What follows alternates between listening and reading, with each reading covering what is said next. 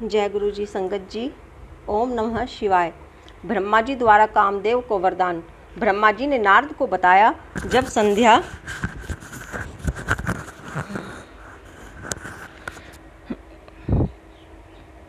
संध्या को देखने मात्र से शिव ने मुझे फटकारा था, तब से मैं शिव जी की माया से मोहित होकर ईर्ष्या करने लगा। मन में ईर्ष्या रखकर मैं मारीची दत्तादी पुत्रों के पास जाकर बोला, तुम्हें पता है शिव जी ने स्त्री को देखने मात्र से मुझे खूब धिक्कारा था। उस घटना से मैं आज तक दुखी हूँ। अतः अब जब तक महादेव को स्त्री ग्रहण न कर ले, तब तक मेरे हृदय को शांति नहीं मिलेगी। क्या तुम मेरे कष्ट को दूर करने में कोई उपाय कर सकते हो? हे नारद, जब मैं इस प्रकार कह रहा था, उसी समय कामदेव रति सहित पधारे। मैंने कामदेव की प्रशंसा करके उससे कहा, हे पुत्र, तुम संसार में किसी प्रकार शिवजी को मोहित करो। तुम्हारे अतिरिक्त यह कार्य और कोई नहीं कर सकता है। इस पर कामदेव ने कहा कि मैं महादेव को मोहित तो कर सकता हूँ, परंतु स्त्री का निर्माण तो आपको ही करना पड़ेगा। इससे मैं और दक्ष प्रजापति चिंता में पड़ गए कि किसके द्वारा शिवजी को मोहित करें। मेरी चिंताग्रस्त सांसों से जो वायु निकली, उसे पुष्पित ताम्र देवलाल वाला सुंदर नासिक वाला पुरुष उत्पन्न हुआ।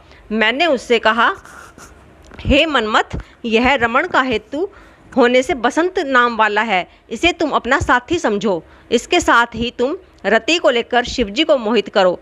फिर तो कामदेव ने अपनी पत्नी रति के साथ मेरे चरण स्पर्श किए और कैलाश को प्रस्थान कर गया। वहां जाकर कामदेव ने प्राणियों को मोहित करने के लिए अपना प्रभाव फैलाया।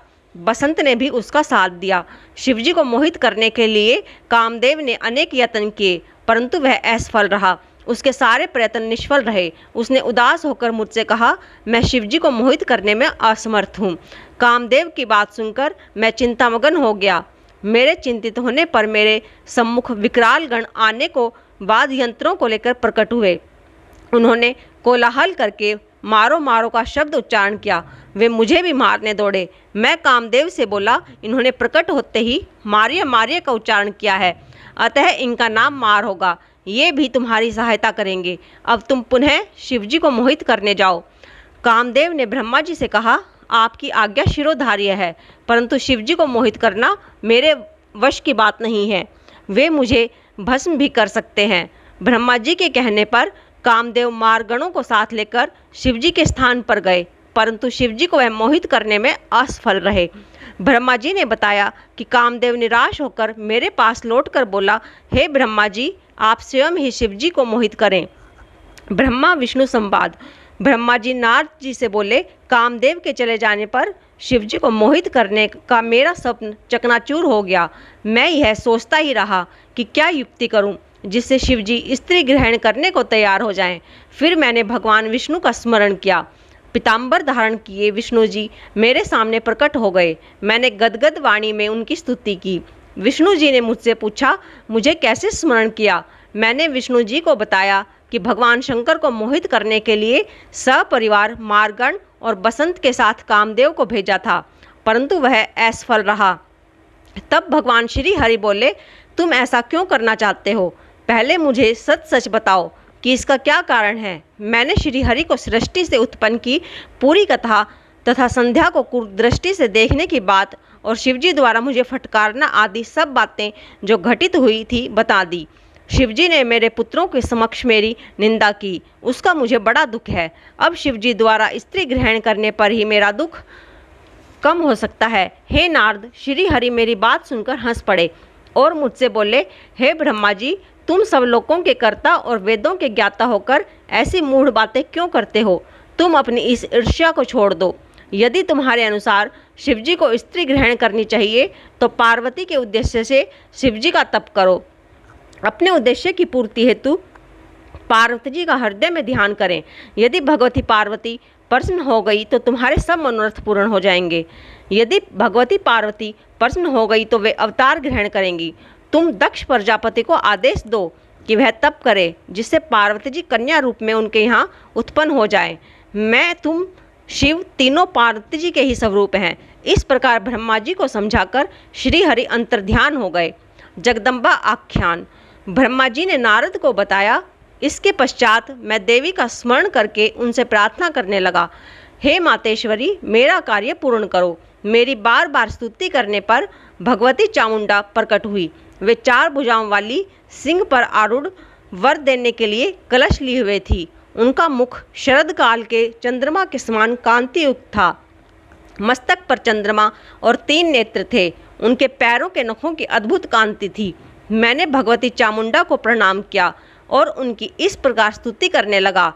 हे देवी, आप सनातनी शक्ति हो। आप संसार को मोहित करने वाली एवं त्रिलोकी की रचना तथा संहार करने वाली हो।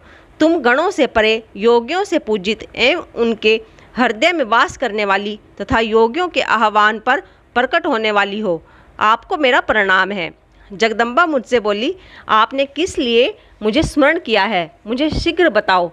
मैंने उनसे कहा, हे सर्वज्ञ दात्री, मेरा यह मनोरथ मेरे मस्तिष्क से उस समय निकला था जब भोले शंकर रुद्र नाम से योगी बनकर कैलाश पर निवास करने लगे। वे समाधि लगाकर तपस्या में लीन थे। वे पत्नी विहीन होकर भी दूसरा विवाह नहीं करना चाहते थे। अतः किसी भी प्रकार उन्हें मोहित कीजिए। आप दक्ष प्रजापति की कन्या बनकर भोले शंकर की पत्नी बन जाइए। जिस प्रकार आपने विष्णु जी को लक्ष्मी बनकर प्रसन्न किया है, उसी प्रकार आप पार्वती बनकर शिवजी को प्रसन्न कीजिए। स्त्री के कारण ही शिवजी ने मेरी निंदा की। अब मैं देखना चाहता हूँ कि वे स्वयं ही स्त्री कैसे ग्रहण करेंगे। आपके अतिरिक्त उन्हें मोहित करने की शक्ति किसी अन्य में नहीं है। यह सुनकर भगवती जगदम्बा चिंतित होकर आश्चर्य व्यक्त करते हुए बोली, अरे विश्व सृष्टा ब्रह्मा, तुम अज्ञानियों की तरह यह कार्य किस लिए कर रहे हो? उन निर्विकार शंकर को मोहने में क्या लाभ होगा?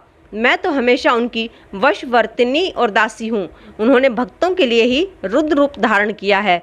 वे तो माया के स्वामी हैं। फिर देवी ने प्रश्न मन में सोचा कि यदि उन्हें वर प्रदान नहीं करती हूँ तो देव मार्ग भ्रष्ट हो जाएगा, और यह सोचकर उन्होंने शिवजी का स्मरण किया। शिवजी से आज्ञा पाकर उन्होंने कहा, तुम्हारा कहना सत्य है कि उन्हें मोहित करने वाला कोई नहीं है, परंतु शिवजी की आज्ञा से तुम्हारा मनोरथ पूर्ण करने के लिए मैं दक्ष की कन्या के रूप में प्रकट होंगी। इतना कहकर भगवती जगदम्बिका अंतर्ध्यान हो गई। दक्ष द्वारा देवी की आराधना। ब्रह्मा जी ने नारद को बताया, मेरे आदेशानुसार दक्ष ने 3000 दिव्य वर्षों तक नियमित रूप से तपस्या की। तब भगवती जगदम्बा ने उन्हें दर्शन दिए। भगवती जगदम्बा दक्ष के मनोरथ को पहले से ही जानती थी। उन्होंने दक्ष प्रजापति से वर मांगने को कहा तो दक्ष ने कहा, पूर्णावतार भगवान ने रुद्र का अवतार लिया है। तुमने अभी तक अवतार ग्रहण नहीं किया है। बताओ शिव की पत्नी कौन बने? आप ही उनको मोहित करके उनकी पत्नी बनो। इस प्रकार भगवती जगदम्बा ने दक्ष को वरदान दिया कि मैं तुम्हारी पत्नी के गर्भ से पुत्री के रूप में जन्म लूंगी और कठिन तप करके शिवजी की पत्नी बनूंगी। यह सुनकर दक्ष प्रजापति अति प्रसन्न हुए तथा देवी अंतर्ध्यान हो गई। ब्रह्मा नारद संवाद। ब्रह्मा जी ने नारद को बताया, दक्ष ने बहुत सी मानसी सृष्टि की, परंतु उसका विकास नहीं हुआ।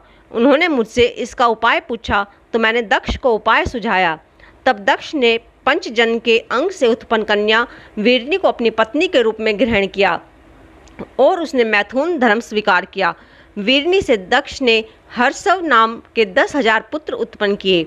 अपने पुत्रों से दक्ष ने सृष्टि का विस्तार करने को कहा, परंतु हे नारद, वे तुम्हारे उपदेश के कारण परवर्ती छोड़ निर्वर्ती के उपासक बन गए। इसके बाद दक्ष ने पंचजन्या से सबलाशव नामक हजारों पुत्र उत्पन्न किए, परंतु वे तप में लीन हो गए। इससे दक्ष को बड़ा दुख हुआ और तुम्हें श्राप दिया कि तुम पृथ्वी पर स्थिर नहीं रह सकोगे। तुमने साधु स्वभाव से उस श्राप को स्वीकार कर लिया। इसके पश्चात दक्ष ने अपनी पत्नी के गर्भ से 60 कन्याओं को जन्म दिया तथा उनका विवाह रचाया।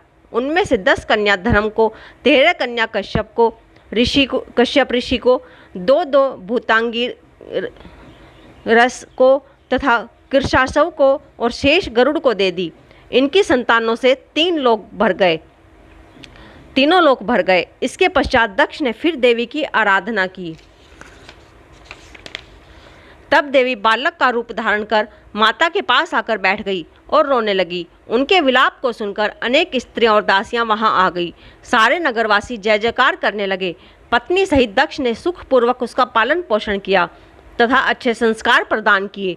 दक्ष ने उस कन्या का नाम उमा रखा। वीरनी की माता ने उसे स्तनपान कराया। ब्रह्मा जी बोले, जब सती बड़ी हो गई तो उसके पिता दक्ष ने उसके विवाह का विचार किया। पिता की इच्छा जानकर सती ने अपनी माता से शंकर भगवान के साथ विवाह करने की इच्छा जाहिर की। माता के कहने पर सती ने घर में ही शिवजी की आराधना प्रारंभ कर दी। आश्विन माह की नंदा तिथि में गुड़, चावल, नमक आदि से शिवजी का पूजन किया। सती 1 वर्ष तक इस प्रकार शिवजी का पूजन एवं तप करती रही। ब्रह्मा जी बोले, हम देवता सती के तप को देखने के लिए गए। मैं और विष्णु जी शिवजी के पास गए। हमने वहां पहुंचकर हाथ जोड़कर उनकी स्तुति की। हमारी स्तुति से प्रसन्न होकर शिवजी ने हमारे आने का कारण पूछा। हम दोनों ने कहा, हे स्वामी, आप हमारा साथ दीजिए। हम दोनों ने स्त्री स्वीकार कर ली है। अब आप भी देवताओं की भलाई के लिए कोई स्त्री स्वीकार कीजिए। शंकर जी बोले, हे ब्रह्मा जी, हे विष्णु जी, मुझ अवधूत को स्त्री की क्या आवश्यकता है? मुझे ये बात उचित नहीं लगती, क्योंकि मैं एक तपस्वी और संसार से विरक्त हूँ। मुझे तो योग में ही आनंद मिलता है। आप लोगों की हट से तथा भक्तों पर अनुग्रह की इच्छा से मैं विवाह कर भी लूँ तो आप उस काम रूपिणी योगिनी को तैयार कीजिए जो मेरे तेज को सहन कर सके। तब हमने कहा, प्रभु, आपके अनुसार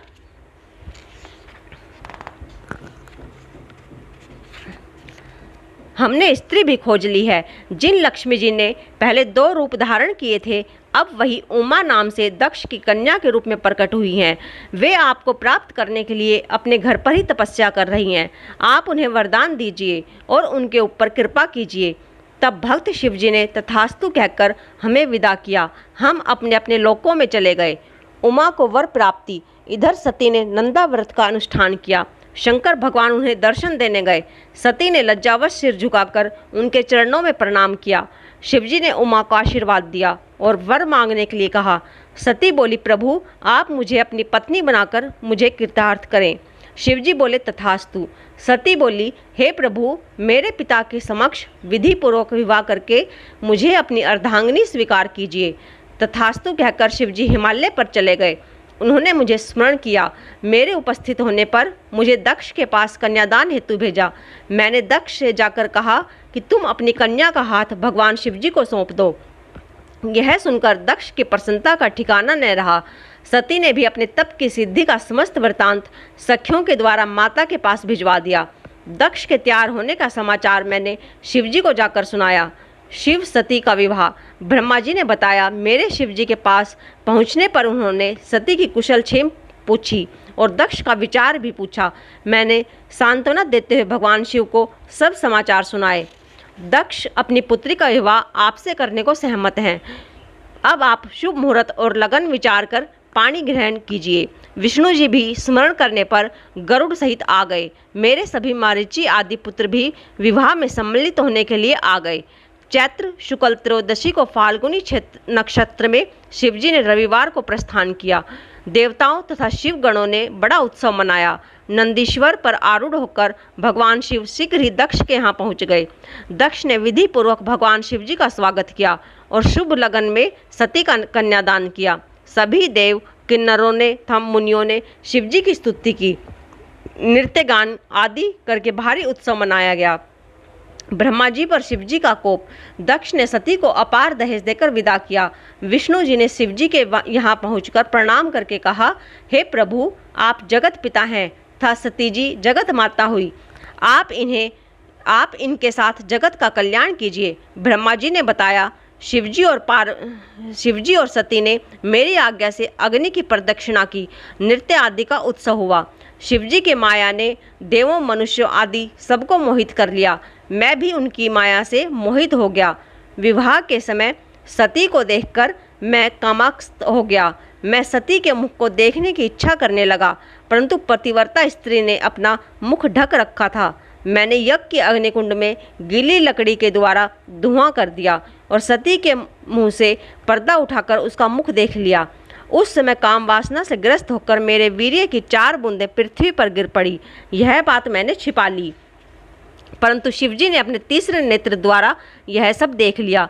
वे क्रोध में भरकर त्रिशूल से मुझे मारने दौड़े और कहने लगे, हे पापात्मा, तूने यह निंदित कार्य कर दिया। विवाह के समय मेरी पत्नी का मुख अनुराग पूर्वक देखा। विष्णु जी के समझाने पर भी शिवजी बोले कि मैं इस पापात्मा को मार डालूंगा। इसने स्त्री को कामांध होकर क्यों देखा? इसका वीर्य भी स्खलित हो गया है। मैं इस अपराधी का वध करूंगा। शिवजी के ऐसा कहने पर सारे देवता कांप उठे। इसी समय विष्णु जी ने शिवजी की स्तुति की। श्री हरि कहने लगे, हे महेश्वर, हम तीनों देवता आपके ही रूप हैं। न ब्रह्मा आपसे भिन्न है और न मैं आपसे भिन्न हूँ। आप सब कुछ जानते हैं। आप शिव ही अनंत और सर्वरूप हैं। आप में नित्य, दीर्घ आदि कोई भी विशेषण नहीं है। विष्णु जी के इस प्रकार समझाने पर शिवजी प्रसन्न हो गए और मुझे माफ कर दिया। ब्रह्मा की विरूपता का वर्णन। हे नारद, शिवजी ने के मुझे क्षमा कर देने से सभी देवता भगवान शंकर की स्तुति करने लगे। मैंने भी पूरी तरह से उनकी स्तुति की। तब भगवान शंकर सबके सामने मुझसे बोले, हे ब्रह्मा, अब तुम निर्भय हो जाओ और मेरी आज्ञा से अपना मस्तक स्पर्श करो। शिवजी मेरे मस्तक पर जा बैठे और मैंने अपना स्पर्श किया। सब देवों के सामने लज्जित होकर मैंने शिवजी से क्षमा याचना की। मैंने पाप शुद्धि का उपाय पूछा। तुम मेरे दिए इसी रूप से मेरी आराधना करो। मनुष्योचित कार्य करने से मुझे पृथ्वी पर मनुष्य रूप में विचरण करने का आदेश मिला, क्योंकि जब मनुष्य मुझ ब्रह्मा को घूमता देखेंगे तो वे पर स्त्री गमन के पाप से बचेंगे। मेरे वीर्य की 4 बूंदें पृथ्वी पर गिरी थी। इससे आकाश में 4 बादल हुए, सामवर्त, आवर्त, पुष्कर और द्रोण। ऋषियों को देखते देखते ही ये मेघ बन गए। दक्ष ने विवाह संस्कार के पश्चात शंकर जी को आनंद से विदा किया। कैलाश पहुंचकर सती जी ने गणों का निवास स्थान अपने आश्रम से दूर बनवाया। सब नंदी आदि गण अपने अपने स्थान पर जाकर रहने लगे। एकांत हो जाने पर शंकर और सती जी नाना प्रकार से रमण करने लगे। इस प्रकार शिव जी सती के साथ मिलकर कैलाश के कुंजों में तथा हिमालय पर आनंद विहार करने लगे। इसमें शिव के 25 वर्ष व्यतीत हो गए। शिव सती का हिमालय गमन। ब्रह्मा जी ने बताया, एक दिन वर्षा हो रही थी। सती ने भगवान शंकर से कहा, वर्षा ऋतु आ गई है, अब हमें कैलाश, हिमालय, काशी या पृथ्वी पर रहने योग्य स्थान पर निवास करना चाहिए। इस पर तत्वों के ज्ञाता भगवान शंकर ने कहा, मैं तुम्हारे साथ जहाँ भी रहूँगा वहाँ मेघ नहीं आ सकते। वर्षा काल में भी मेघ हिमालय के नितंब पर ही घूमते रहेंगे, इससे आगे वह भी नहीं जाएंगे। यह समझकर अब तुम्हें जिस पर्वत पर निवास करना हो वह मुझे बताइए। मेरी दृष्टि में गिरिराज हिमालय सर्वोत्तम स्थान है, क्योंकि वह शांत स्थान है। यहाँ पर केवल योग्य और मुनि निवास करते हैं। हिमालय की कंदराओं में देवकन्याओं का निवास है। यह सुनकर सती जी ने हिमालय पर ही रहने की इच्छा जताई। सती के कहने पर भगवान शंकर सती को हिमालय पर्वत पर ले गए। वहाँ की प्राकृतिक छटा अनुपम थी। वहाँ पर भगवान शंकर ने सती के साथ 10,000 वर्ष तक निवास किया। शास्त्रों के मोक्ष आदि का वर्णन। ब्रह्मा जी ने बताया, एक बार सती जी ने भगवान शिव को प्रसन्न देखकर उनसे पूछा, हे कृपा सागर, मैंने बहुत तपस्या करके आपको पाया है। आपके साथ मैं बड़ी प्रसन्न हूँ।